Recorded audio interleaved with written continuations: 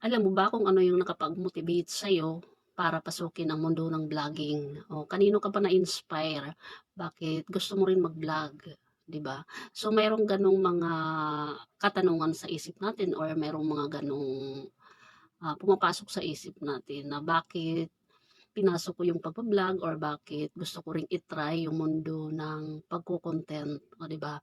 So tayong lahat ay na-inspire again sa mga sikat na content creator ngayon or mga sikat na vlogger na totoo naman talaga na marami na ang nabago ang buhay sa mundo ng pagba-vlog.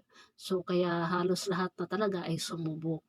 Kaya siyempre advice lang natin dun sa mga baguhan sa mundo ng pagko-content, kailangan lang po ay more ano tayo, more explore tayo or alamin natin kung ano ba talaga yung content na pwede nating i-share na mas madaling gawin para sa atin.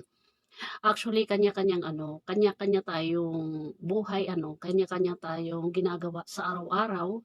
So, kung ano yung mga ginagawa natin actually puwede nating gawing content. Puwede tayong magkaroon ng idea kung paano ba natin naumpisahan or ano ba yung iko-content natin sa bawat araw or sa bawat every time na magko-content po tayo. So, mayroon pong mga ideas na pwede nating gamitin.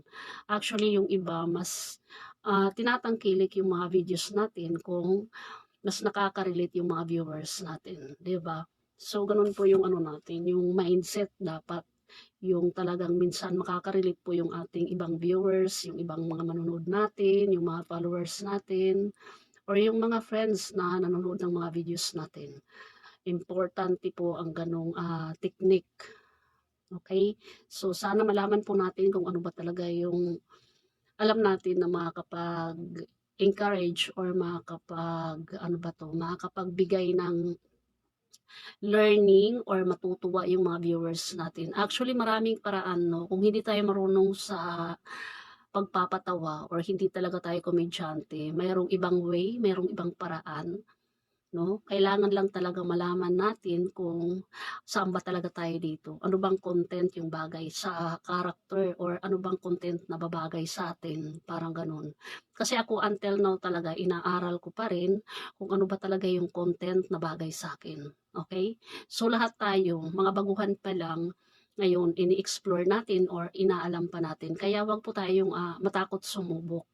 Kailangan subukan po natin lahat.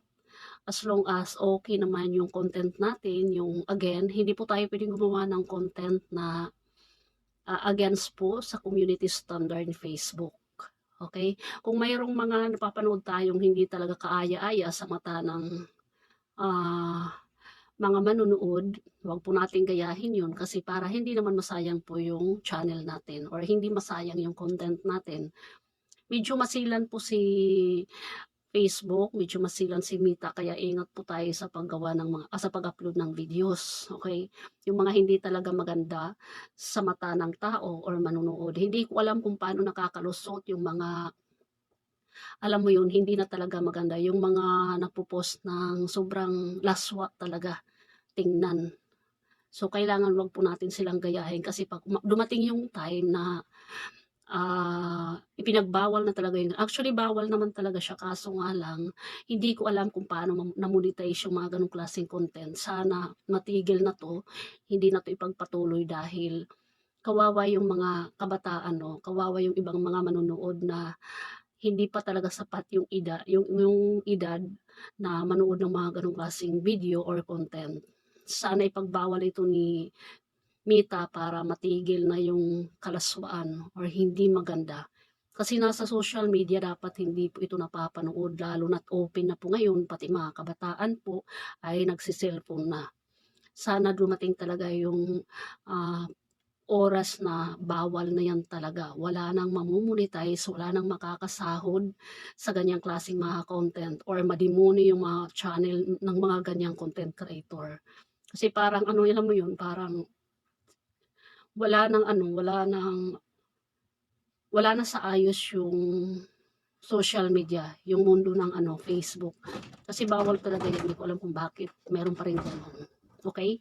So ayun lang guys, sana meron kayong natutunan sa video ito at again more explore lang, more upload ng video, paggawa ng content dahil habang tumatagal ay nade-develop po yung ating critical thinking skills. Siyempre yung ating talent, nade-develop po yan. Okay? So yun lang guys, maraming salamat po sa inyong panonood at see you for the next video. Bye!